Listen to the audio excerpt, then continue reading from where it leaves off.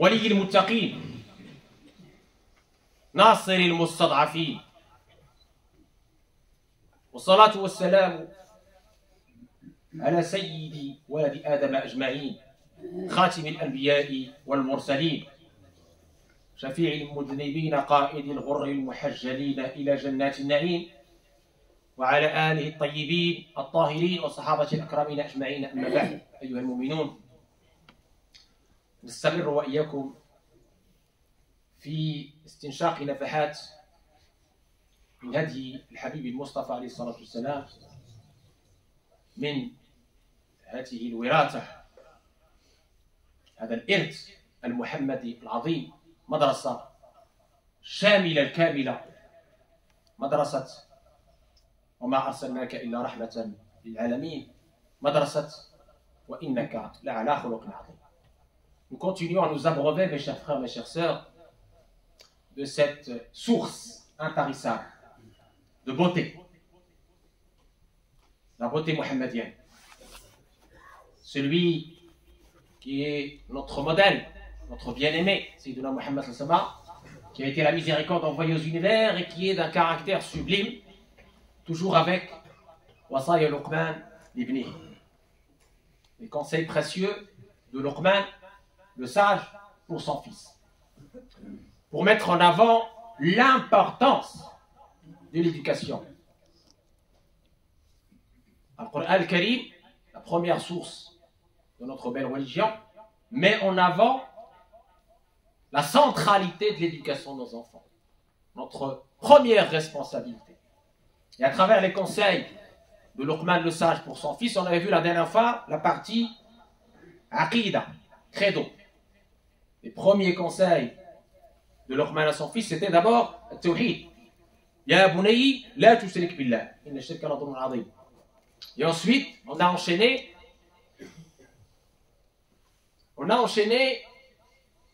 après le tawhid, dans les conseils de Luqman le sage à son fils, avec évidemment la bienfaisance, la bienveillance vis-à-vis des parents, des deux géniteurs, notamment. On a parlé de la nuance entre géniteurs et parents.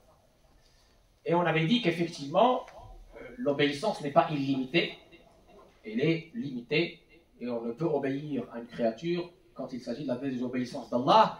Et je rappelle que ce verset, justement, concernant ici la bienfaisance et la bienveillance envers les parents, avec évidemment cette nuance ou ces limites, il a été révélé d'abord à propos de Sayyidina Sa'd ibn Abi Waqqas, quand il a embrassé l'islam, et sa maman n'a pas supporté, elle a voulu se suicider à petit feu en refusant de manger et de boire, et il lui a dit: même si tu avais je ne sais pas combien d'âmes, tu les fais sortir, je resterai sur cette religion, sur cette belle religion de l'islam. Cette foi qu'il avait qui était très forte. Et le Coran est venu pour aller dans son sens. Et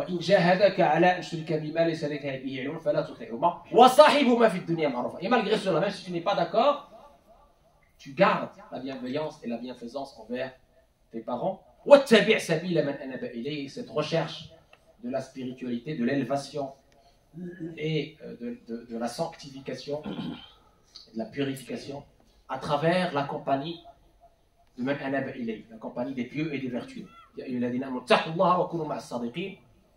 Craignez Allah et soyez avec les véridiques. La recherche, justement, on avait dit, la recherche de ces bons compagnons fait partie des piliers de l'éducation spirituelle. La vocation et les gens qui vont vous aider dans votre chemin, qui ne vont pas vous faire sombrer ou vous porter préjudice dans votre foi et dans votre chemin ascensionnel, dans votre chemin spirituel. Très bien. Ensuite, on a parlé de l'épine dorsale de la religion, la prière. Ya bunayyi aqim as-salat. Et on a dit que cette épine dorsale, cette école de la prière, les parents doivent être soucieux d'apprendre à leurs enfants la prière dès l'âge de 7 ans, comme le prophète alayhi salam l'a voulu, comme le prophète l'a ordonné aux parents. Très très important. Parce que cette école de la prière est l'épine dorsale, comme j'ai dit, de la religion. C'est une école qui est, entre guillemets, cet entraînement de l'enfant, avant évidemment l'âge de la puberté, cet entraînement non seulement à respecter ces 5 rendez-vous quotidiens avec Allah Tabarak comme ça et être connecté, mais aussi elle va lui inculquer un certain nombre de valeurs qu'on a déjà détaillées. Et la plus importante de ces valeurs, c'est qu'elle t'éloigne des turpitudes et des mauvaises actions. تربيك على حسن الخلق وعلى المراقبة بالسر والجهر. ولهذا مباشرة مرة أقيم الصلاة يا بني أقيم الصلاة ماذا قال؟ وامر بالمعروف ونهى عن المنكر واصبر على ما أصابك إن ذلك من عزم الأمور. Donc cette deuxième partie des conseils de Luqman à son fils concerne la partie comportementale, qui n'est autre que le reflet des obligations culturelles. En islam, on ne fait pas de dissociation entre le culte et l'éthique. Chaque acte culturel qu'on fait, il doit avoir comme fruit le bon comportement. Notre prophète alayhi salatu salam nous dit à ce sujet, en résumant l'essence et le sens de sa mission, Innama bu'ithtu li utammima makarim al-akhlaq. Dans ce que rapporte Bukhari dans son Adab al-Farad, j'ai été envoyé pour parfaire la noblesse du comportement. Il nous dit également, Aqrabukum minni majalisan yawm al-qiyamah ahasinukum akhlaqa. Ceux qui sont au plus près de moi au jour du jugement, ce sont ceux qui ont le meilleur caractère. Parce que lui-même, il a le caractère sublime. On dit Allah à propos de son messager. Et le hadith que je vous conseille de retenir et d'appliquer, Yasilu sahib al-khuluq bi khuluqihi yablughu sahib al-khuluq darajat as-sa'im al-qadim. Celui qui a le bon comportement atteint par ce bon comportement le degré, les mérites de celui qui jeûne tous les jours, en surrogatoire bien sûr, et qui veille toutes les nuits dans la prière. Incroyable, magnifique. Donc ce n'est pas une option le comportement, c'est un fruit, c'est un reflet, c'est un indicateur aussi que votre prière, que votre salat est bien faite. Parce que Allah nous dit dans le Coran, accomplis la prière, car la prière, qu'est-ce qu'elle fait? Elle éloigne des turpitudes et des mauvaises actions. C'est cette école-là de la prière qui te permet d'être sur les rails, surtout au niveau comportemental avec les créatures d'Allah. Très important.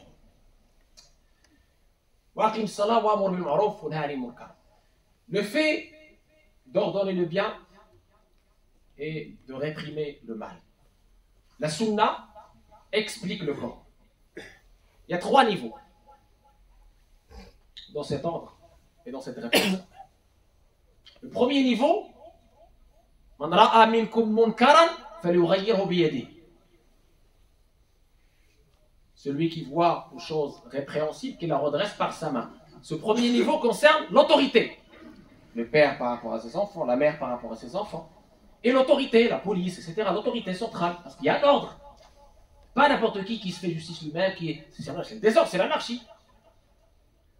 L'autorité, elle a les moyens d'empêcher tel ou tel mal, qui nuit à l'ordre public, qui gêne la paix, qui met en préjudice notre paix commune et nos valeurs communes. Très bien. Et celui qui ne peut pas par sa langue. Nawawi, toujours dans son Sharh de Muslim, il dit, et ça concerne notamment les savants, les ulama, qui connaissent les sciences de la religion, qui savent quelle est la différence entre une chose vraiment répréhensible et une chose qui fait divergence chez les savants. Tout à l'heure, on a parlé du jeûne du samedi, par exemple, le samedi tout seul. Les ignorants, sur Internet, sur les réseaux sociaux, commencent à insulter ceux qui ont décidé de jeûner samedi tout seul. Alors c'est une question à divergence. On l'a précisé lors du DAS.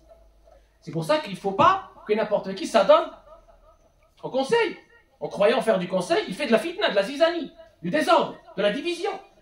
Donc les savants, c'est eux qui savent qu'est-ce qui est unanimement reconnu comme bien, et qu'est-ce qui est à divergence, etc., et qui n'est pas vraiment blâmable. Très bien. Donc l'ulama, leur rôle, les savants, c'est évidemment redresser, éviter, empêcher et appeler au bien. Empêcher le mal par la langue et appeler au bien par la langue. Et enfin, la masse, tout le monde. Toutes les personnes qui n'ont ni l'autorité ni la science suffisante, eh bien, ils doivent évidemment, par leur cœur, s'éloigner du mal, ne pas cautionner le mal et être loin des gens du mal. Non, on s'éloigne des gens du mal, on s'éloigne des mauvaises fréquentations. On n'a pas été touché par ce mal. On voit une assemblée via la médisance, le riba, je ne prends pas part à cette assemblée. Non, je pars, je ne peux pas. D'accord, très important.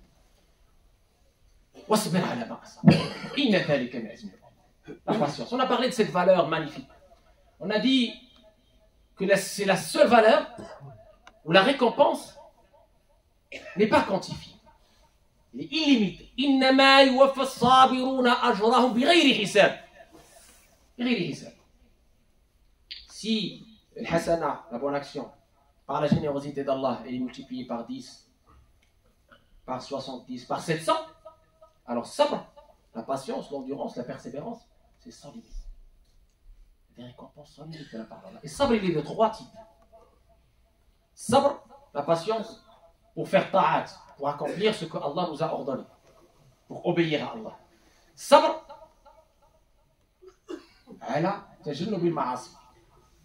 la patience pour éviter tout ce que Allah nous a interdit, pour contrer nos passions, pour contrer l'âme charnelle, pour contredire nos instincts bestiaux et dompter cette âme charnelle pour l'élever vers une âme qui parle, puis vers une âme pacifique, Inch'Allah, madal karna. Et puis troisième catégorie de ce sabre, de cette endurance, sabre al-ada, patienter face aux provocations. Et ça, on l'a largement détaillé quand on a parlé du verset wa ibadur rahman, les adorateurs du miséricordieux. Ils ne cèdent pas aux provocations, ils sont au-dessus des provocations. Donc voilà cette patience qui est incroyable, qui fait partie des conseils précieux de Luqman à son fils bien-aimé. La patience. Tu es confronté chaque jour à des épreuves. La patience. Même, mes chers frères, mes chères sœurs, la patience quand tu es atteint par le bien. Travailler sur toi-même pour ne pas céder à l'ingratitude. Pour ne pas regarder ce qui est chez les autres. Oublier ce que Allah t'a donné. Travailler cette patience pour remercier correctement Allah. Rendre grâce.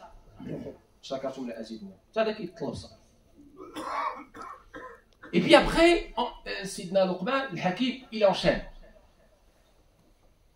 ولا تصاعر خدك للناس وفي رواية حفص ولا تصعر خدك للناس روايتان صحيحتان متواترتان ولا تصاعر خدك للناس ولا تمشي في الأرض براحة إن الله لا يحب كل مختال فخور واقصد في مشي واغضض من صوتك إن أنكر الأصوات لصوت الحمير.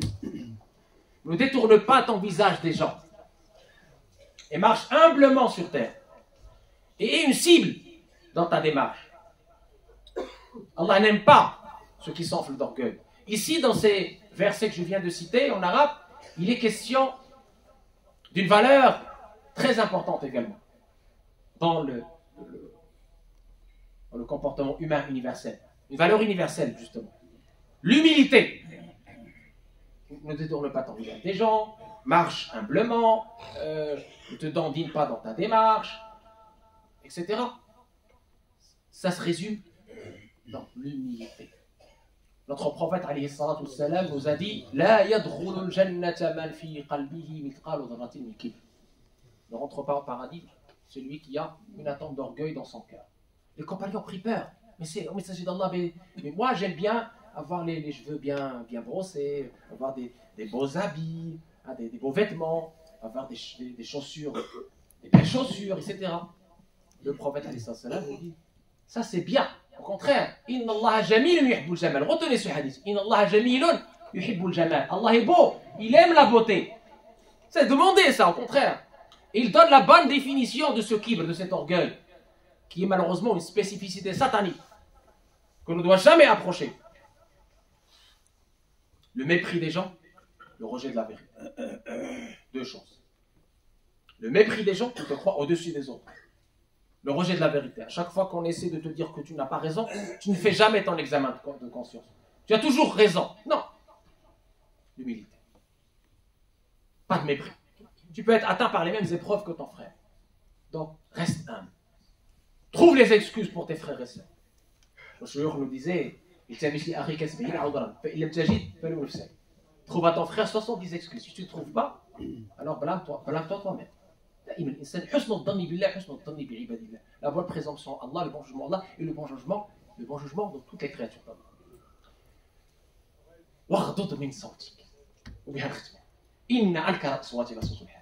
Le civisme, mes chers frères, mes chers sœurs, baisse de ta frère. Sauf bien évidemment les éléments, il y a toute chose une exception, toute règle d'exception. Sauf les éléments, on doit évidemment élever la voix, comme dans l'adhan, l'iqama, les prêches, etc. Ça, on est obligé. Mais sinon, dans la règle générale, le croyant et la croyante, il baisse de sa voix. Il ne gêne pas les autres, il ne dérange pas les autres. On en a parlé tout à l'heure. Surtout dans les grandes occasions. Il faut faire preuve de civisme. On ne met pas la voiture à côté du voisin. On ne gêne pas la route. On ne crie pas. La nuit, l'Isha aujourd'hui, il est de plus en plus tard. Tu ne peux pas venir ici pour faire le jama'a qui est sunna et commettre un péché qui est la nuisance à ton voisin par ta voix. Rasulullah sallallahu qui est notre modèle, même dans les marchés, il n'élevait pas la voix. Il ne disait pas de gros mots.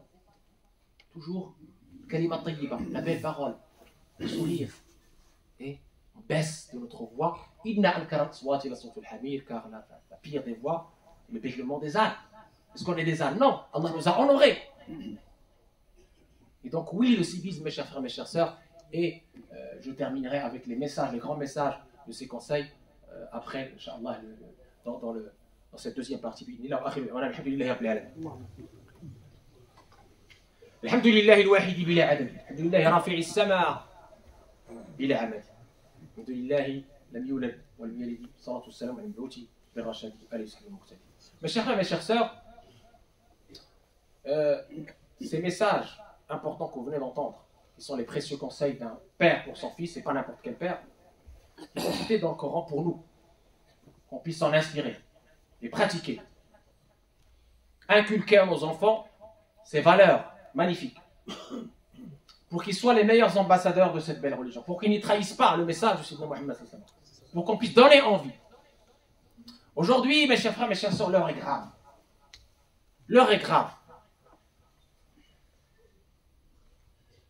Pour deux raisons, pour nous. L'heure est grave parce que les extrêmes sont aux portes du pouvoir. L'heure est grave parce que nous, les musulmans, pour la plupart, on s'est toujours mis à l'écart, à la marge de la société, comme si on ne faisait pas partie de cette société. Entre ceux qui disent « votez cette route », ce qui est une abomination, ce qui est un mensonge, et entre ceux qui disent « ça ne me concerne pas », et entre ceux qui font n'importe quoi pour rebuter les autres de leur religion. L'incivisme, la délinquance.